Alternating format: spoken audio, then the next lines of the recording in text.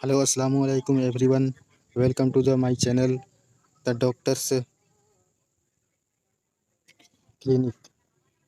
इसमें आप सभी का स्वागत है। और आज का जो हमारा केस है वो मास्टर जी ओपीडी का केस पार्ट नंबर 7 है। तो आइए इसके बारे में हम लोग जानते हैं कि ये क्या है, और इसका ट्रीटमेंट क्या होगा। तो हम लोग इसमें ज़्यादा थ्योरेटिकल पार्ट पर नहीं जाएंगे। इसमें हम लोग जो मेन चीज़ होता है वो बात करेंगे, क्योंकि इसमें हम लोग सीखेंगे कि ओपीडी में अगर ऐसा पेशेंट आए तो उसको हैंडल कैसे करना है। तो आइए हम लोग केस केस को शुरुआत करते हैं। इरिटेबल बाउल सिंड्रोम, जिसको हिंदी में हम लोग संवेदनशील आंत की बीमारी कहते हैं। इरिटेबल बाउल सिंड्रोम के कई कारण हैं। आंत की मांसपेशियों में संकुचन, जो हमारा इंटेस्टाइन की मसल होती है उसमें बहुत ज़्यादा कॉन्ट्रैक्ट हो जाती है। और आंत की दीवार मांसपेशियों की परत से मिलकर बनी होती है, और हमारा जो इंटेस्टाइन है वो मसल से मिलकर बनी होती है। जब भोजन हम लोग करते हैं तो भोजन को पाचन तंत्र में भेजने की क्रिया के दौरान ये मांसपेशी सिकुड़ती है। जब हम लोग खाना खाते हैं तो ये जो हमारा इंटेस्टाइन है वो कॉन्ट्रैक्ट करता है, और इसी के कारण हमारा खाना नीचे की ओर जाता है। लेकिन जब मांसपेशियों लेकिन जब मांसपेशी सामान्य से अधिक सिकुड़ जाती है, अगर इंटेस्टाइन की जो मसल्स है वो सामान्य जो नॉर्मल है उससे ज़्यादा अगर सिकुड़ जाएगा तो पेट में उससे गैस बनने लगती है, और उसके कारण स्वेलिंग हो जाती है या फिर सूजन आ जाती है, जिसके कारण आँत कमज़ोर हो जाती है, और उसी के कारण आँत कमज़ोर हो जाता है, और भोजन को पाचन तंत्र में भेज नहीं पाती है। और जब ठीक से कॉन्ट्रैक्शन नहीं होगा तो हमारा जो खाना है वो पाचन तंत्र में नहीं जा पाएगा। इसके कारण व्यक्ति को डायरिया होने लगता है। डायरिया उसको बोलते हैं जिसको कि बार-बार जो पेशेंट वॉशरूम जाता है या बार-बार उसको उसको दस्त लगता है, उसे डायरिया बोलते हैं। और इसको फिर इरिटेबल बाउल सिंड्रोम की समस्या हो जाती है। तो आइए हम लोग फिर दूसरा स्लाइड देखते हैं। तो ये हम लोग कुछ फ़ोटो देख लेते हैं। ये हमारा जो है वो इंटेस्टाइन है, ये पूरा का पूरा। तो इंटेस्टाइन में ये हमारा लार्ज इंटेस्टाइन है, और लार्ज इंटेस्टाइन में आप इधर देख रहे हैं ये सब बिल्कुल नॉर्मल है। लेकिन यहाँ पर आप लोग देखिए ये बहुत ही ज़्यादा सिकुड़ा हुआ है। तो इसी सिकुड़ने की वजह से खाना आगे नहीं जा पाता है, और पेशेंट को इसकी वजह से डायरिया हो जाता है, और सूजन भी पेट में हो जाता है, और इसके कारण। और दूसरा फ़ोटो में हम लोग देख लेते हैं। ये हमारा मस्कुलर लेयर है, जो मसल से मिलकर बना होता है हमारा इंटेस्टाइन, वो हमारा ये मसल का लेयर है। तो आइए फिर आगे देखते हैं। और हमने देखा कि पेशेंट को इरिटेबल बाउल सिंड्रोम में सिम्टम की अगर बात करें तो उसको डायरिया हो सकता है, और उसको गैस हो सकती है, और उसको पेट के अंदर स्वेलिंग मिल सकता है। तो ये सब चीज़ें हम लोग पेशेंट से पूछ के पता कर सकते हैं, और उसका डायग्नोसिस बना सकते हैं। और इरिटेबल बाउल सिंड्रोम में हाई फाइबर डाइट, जिसमें ज़्यादा फाइबर होता है, उसको देने की सलाह देते हैं, क्योंकि फाइबर डाइट जो होता है वो स्टूल सॉफ्टनर होता है, तो स्टूल को पतला करेगा, तो वो अच्छे से मेटाबोलाइज होगा, और अच्छे से फिर दस्त होगा, जो कि जैसा कि होना चाहिए। और पेशेंट को हम लोग बोलेंगे plenty of water, take plenty of water, बहुत ज़्यादा पानी पीने के लिए बोलेंगे। वो डाइट इज़ द मेन टेसी of IBS treatment. Read detail से केयरफुली रिड्यूस मेंटल स्ट्रेस। और पेशेंट को हम लोग बोलेंगे कि आपका जो स्ट्रेस है वो आप कम रखिए, ज़्यादा गुस्सा नहीं कीजिएगा, ये सब हम लोग बोलेंगे। और उसका जो एंजाइटी है, टेंशन है, fear are typical triggering factors of diarrhoea. जो डर होता है पेशेंट के अंदर, उसकी वजह से भी डायरिया होने लगता है, या फिर किसी किसी को ज़्यादा यूरिन पास होने लगता है, ज़्यादा पेशाब आने लगता है। Change in life style, regular aerobic exercise इसको बोलेंगे।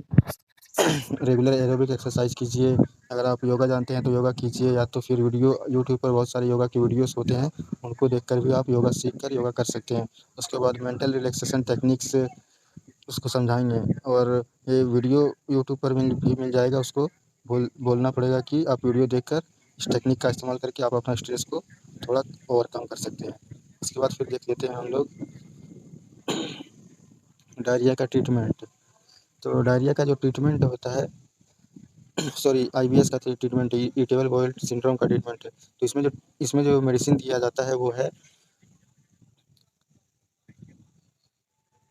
टैबलेट क्लोस्पास या तो फिर मोरिज 135 mg TDS 135 mg का टैबलेट ये वाला देंगे दिन में 3 बार। और इसको बोलेंगे कि आप खाने से 20 मिनट पहले ये दवाई को तीनों टाइम लेना है। जो कि इसका जो कंपोजिशन होता है वो मेबेवरिन होता है। और अगर आप ये नहीं देना चाहते हैं तो आप फिर इसको दे सकते हैं जहाँ और लिखा है और का मतलब होता है या अगर ये नहीं दे सकते हैं तो ये दे सकते हैं। इसमें देंगे हम टैबलेट स्पास मोरिफ मोरिफ 100 mg TDS जो कि फेनोवेरिन कंपोजिशन के साथ आता है। और ये काम क्या करता है, ये मेडिसिन ये काम करता है फॉर डायरिया एंड क्रैम्प्स। जो हमने दिखाया था फोटो में कि उसका जो बहुत ज़्यादा क्रैम्प हो गया था, बहुत ज़्यादा सिकुड़ गया था, उसमें ये दवाई उसको रिलीफ करेगा उस सिकुड़न को। उसके बाद और डायरिया को भी ठीक करेगा। लॉन्ग टर्म मेंटेनेंस थेरेपी और इसको हम लोग देना पड़ेगा कम से कम 15 दिनों तक। और 15 दिनों में अगर ठीक हो जाए तो फिर दवाई बंद कर देंगे, अगर ठीक ना हो तो फिर उससे भी ज़्यादा चला सकते हैं हम लोग। फॉर एक्यूट एग्जाकर्बेशन उसमें देंगे हम लोग टैबलेट लोपेरामाइड जो कि 2 mg का आता है, उसको हम लोग देंगे बीडी दिन में 2 बार। उसका जो लोपामाइड है हमारा ब्रांड नेम, और उसका जो कंपोजिशन होता है वो है लोपेरामाइड। अगर वो नहीं देना चाहते हैं तो आप दूसरा भी दे सकते हैं, उसका नाम है टैबलेट लोमोटिल। ये ब्रांड नेम है जो कि 2.5 mg में आता है। और इसको हम लोग दे सकते हैं दिन में 2 बार। जो कि ये और इसका कंपोजिशन जो है वो डाइफिनॉक्सीलेट है। और ये काम क्या करता है, temporary effect but very useful. Take 2 tablet in morning to avoid symptom during travel और ऑन स्पेशल ओकेजन्स। अगर आप 2 टैबलेट लेंगे दिन में तो आपको ओकेजन पर अगर कहीं जा रहे हैं तो, या फिर अगर आप कहीं भी ट्रैवल करने जा रहे हैं तो आप फिर इसको लेकर आप ट्रैवल कर सकते हैं। उसके बाद जो आता है वो है टैबलेट सेलकाल जो कि 500 mg का आता है। इसको देना है दिन में सिर्फ 1 बार। ये calcium carbonate helps to slow down bowel movement है। इसमें होता है कैल्शियम कार्बोनेट, और ये क्या करता है, जो बोवेल मूवमेंट है उसको स्लो करता है। उस वजह से डायरिया कम हो जाएगा। क्योंकि अगर बोवेल मूवमेंट जो है वो अगर बहुत ज़्यादा तेज़ अगर काम करेगा तो खाना हमारा उतना स्पीड स्मॉल इंटेस्टाइन से लार्ज इंटेस्टाइन में जाएगा, फिर वहाँ से एनएस के थ्रू बाहर आएगा। तो इसको अगर हम कम कर देंगे इस दवाई देकर तो उसका डायरिया खत्म हो जाएगा। उसके बाद हम लोग देख लेते हैं टैबलेट डेप्सोनिल जो कि 20 mg TDS 20 mg का आता है। इसको हम लोग दे सकते हैं दिन में 3 बार। यह है ट्राईसाइक्लिक एंटी डिप्रेसेंट जिसका कंपोजिशन है एम्पायरामिन। इसको हम लोग क्यों देंगे, क्योंकि पेशेंट को अगर एंजाइटी हो रहा हो या चिड़चिड़ापन हो, अगर सिम्टम में ऐसा बता रहा है वो, उसको जब हम लोग हिस्ट्री लेंगे तो अगर बताएगा कि हमको स्ट्रेस बहुत ज़्यादा है या चिड़चिड़ापन रहता है या गुस्सा बहुत आता है तो हम इस टैबलेट का यूज़ कर सकते हैं।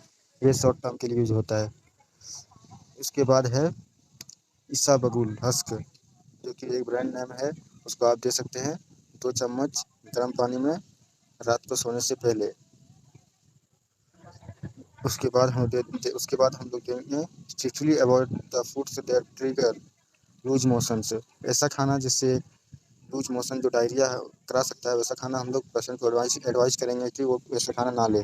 तो इसमें से होगा स्पाइसी फूड और कॉफ़ी, अल्कोहल, आर्टिफिशियल स्वीटनर से, ये सब हम लोग पेशेंट को मना करेंगे खाने के लिए जब तक ये प्रॉब्लम ठीक ना हो।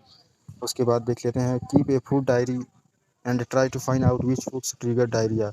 और उसका हम पेशेंट का देखेंगे कि किस वजह से उसको डायरिया हुआ है। पेशेंट से हिस्ट्री लेंगे, उससे पूछेंगे कि आपने क्या खाया था, तो अगर बताएगा कि हाँ हमने ऑयली या स्पाइसी फूड खाया था तो उसको फिर हम लोग बंद करने के लिए बोलेंगे। और उससे हम लोगों को समझ में आएगा कि उसको डायरिया किस वजह से हो रहा है। उसके बाद देख लेते हैं try excluding specific foods and see wheat and gluten. Chapati, phulka, bread, pasta, milk and dairy product, ये सब हम लोग पेशेंट को बोलेंगे खाने के लिए जब तक बीमारी ये ठीक ना हो। उसके बाद फिर देख लेते हैं हम लोग इफ़ कॉन्स्टिपेशन प्रीडोमिनेंट। अगर पेशेंट को कब्ज हो रहा है आईबीएस की वजह से, उसमें जो पहले हम लोग बात किए वो डायरिया था। डायरिया के बारे में बात किए थे कि आईबीएस के चलते अगर डायरिया हो रहा है तो वो ट्रीटमेंट देंगे। लेकिन अगर पेशेंट को अगर वो जो दवाई हम लोगों ने दिया था एंटी डिप्रेसेंट, जो कि ट्राईसाइक्लिक एंटी डिप्रेसेंट था, तो उससे क्या होता है कि कॉन्स्टिपेशन वो मेडिसिन कराता है, उसका साइड इफ़ेक्ट है कॉन्स्टिपेशन। तो उसको अगर कॉन्स्टिपेशन हो रहा है, बहुत ज़्यादा हो रहा है, तो उसको फिर ये दवाई बंद करवा देंगे। Avoid anti spasmodic and tricyclic anti depressant as the increased constipation. अगर स्पास्मोडिक, जैसा कि हमने पहले स्लाइड में बताया था कि ये जो फेनोवेरिन और मेवेवरिन है, ये स्पास्मोडिक पेन है, ये स्पास्मोडिक टैबलेट है, मेडिसिन है। तो इसको फिर अगर कॉन्स्टिपेशन देखेंगे कि पेशेंट फॉलोअप के लिए हमारे पास आएगा हफ्ते में या 3 दिन में, तो उससे पूछेंगे कि क्या सिम्टम है अभी। अगर वो बोलेगा कि हमको कब्ज हो गया है, तो फिर उसको ये दोनों दवाई बंद करा देंगे। और फिर उसका जो एंटी डिप्रेशन मेडिसिन जो था वो उसको भी बंद करा देंगे। उसके बाद हम लोग जेंटल लेग्जेटिव, उसके जगह पर उसको बंद करके हम लोग देंगे जेंटल लेग्जेटिव, जो कि एक ग्रुप का नाम है लेग्जेटिव, जिसमें बहुत सारी दवाइयाँ आती है। But don't make it a habit. Stimulant laxative like senna Dulcolax should not be given for long prefer osmotic laxative से। लेग्जेटिव हम लोग देंगे लेकिन काफ़ी कम समय के लिए देंगे। जैसे ही उसका जो स्टूल है वो अच्छे से पास होने लगेगा, तो फिर हम लोग इसको देना बंद कर देंगे। उसके बाद isabgol powder 2 with water at bedtime. Isabgol जो है वो हम लोग कंटिन्यू रखेंगे जब तक आईपीएस ठीक नहीं होगा। और इसको देना कब है? रात को देना है, दिन में रात को देना है 2 चम्मच करके। तो मैं उम्मीद करता हूँ आज का जो हम लोग का ट्रीटमेंट का वीडियो जो था आईबीएस का इरिटेबल बॉयल सिंड्रोम का, वो मैं आशा करता हूँ कि आप लोगों को समझ में आया होगा। और अगर अच्छा लगा हो वीडियो, तो आप लोग चैनल को सब्सक्राइब ज़रूर कीजिए और लाइक ज़रूर कीजिएगा। Thank you so much. Thank you everyone.